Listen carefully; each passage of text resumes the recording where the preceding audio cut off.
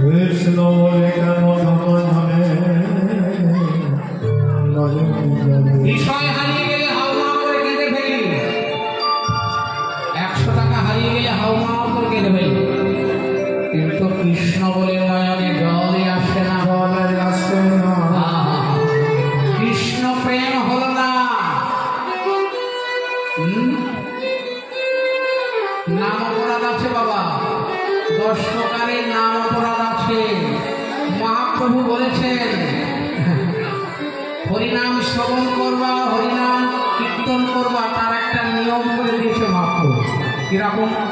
ত্রিনাদপি শুনেছেন তদরে বসহিষ্ণুনা অনেন মানদেন কীর্তনীয়া সদা হরি।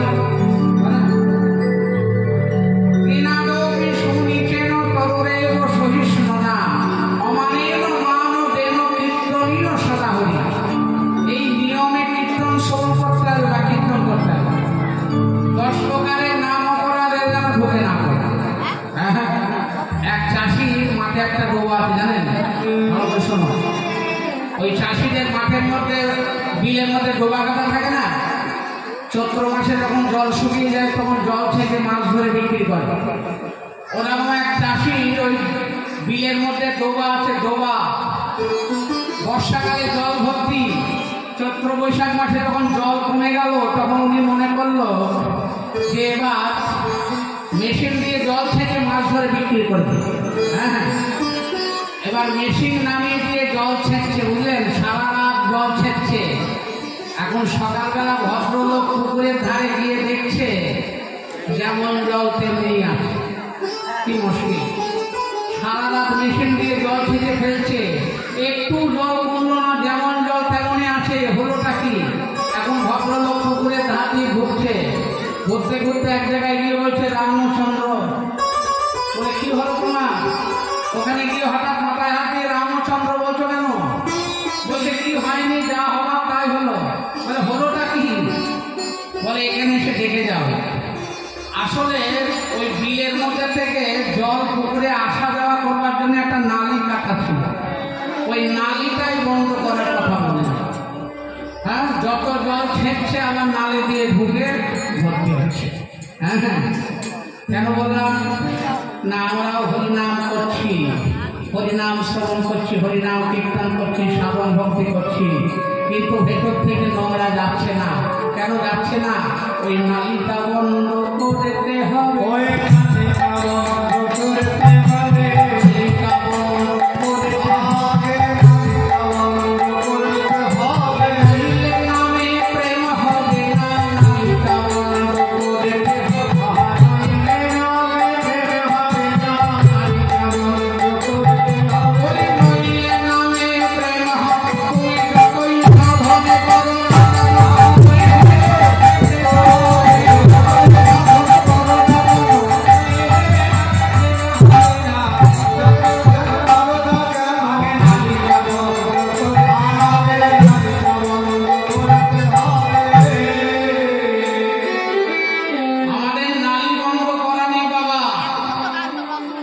হরিনাম করছি আবার নালী দিয়ে অপরাধ ঢুকে পড়ছে।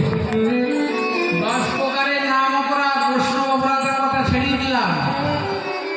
এই হরিনাম করুন, হরিনাম শ্রবণ করুন, কীর্তন করুন, কিন্তু খুব সাবধান। নালীটা বন্ধ করতে হবে যাতে ওই অপরাধগুলো ঢুকতে না পারে। হ্যাঁ, নালে কোনো কাজই হবে না। হরিবল। তাই ভক্ত গণে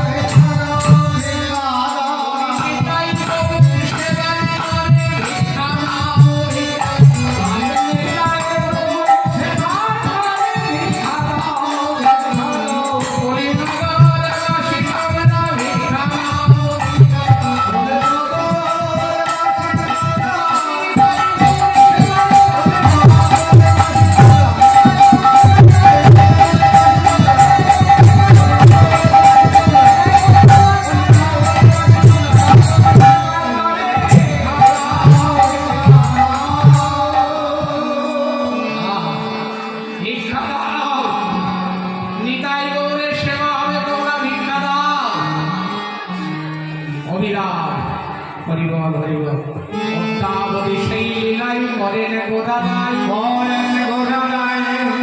কোন ভাগ্যবানে তারে দেখিবারে পায়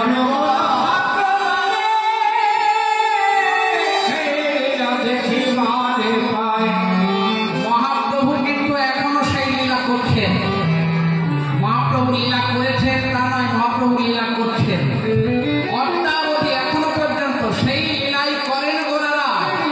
কোন কোন ভাগ্যবানে দেখতে পারে, তাহলে সবাই দেখতে পায় না কেন?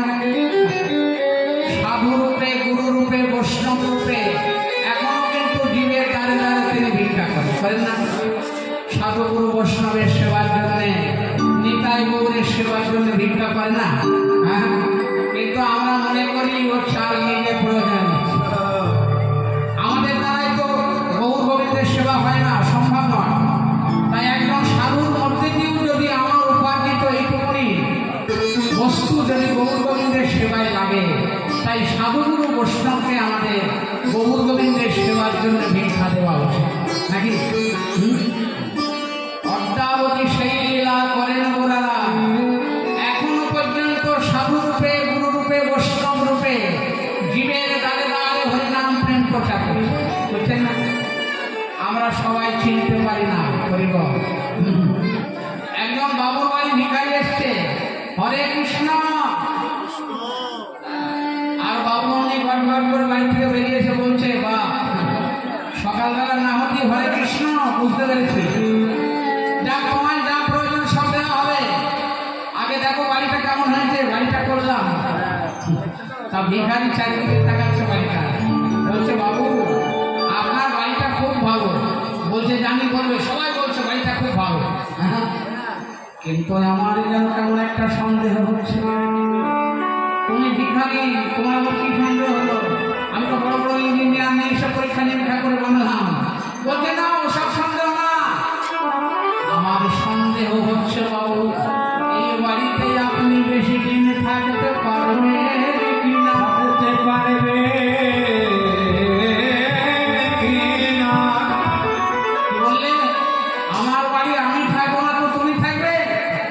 বলে বাবু আপনার বাবাও বলেছিলেন এই বাড়িটা আমার, আমি থাকবো, আপনিও বলছেন বাড়িটা আমার, আমি থাকবো, তা তো হয় না। যার যেদিন মহাপ্রস্থানের শেষ ঘন্টা বেঁচে যাবে, সাধের গাড়ি বাড়ি ত্যাগ করে তাকে তৎক্ষণি চলে যেতে হবে। এই নিঃশ্বাসের বিশ্বাস নাই, এই আছে আবার এই নাই, এই আছে আবার এই নাই। তুমি কি চিরজীবী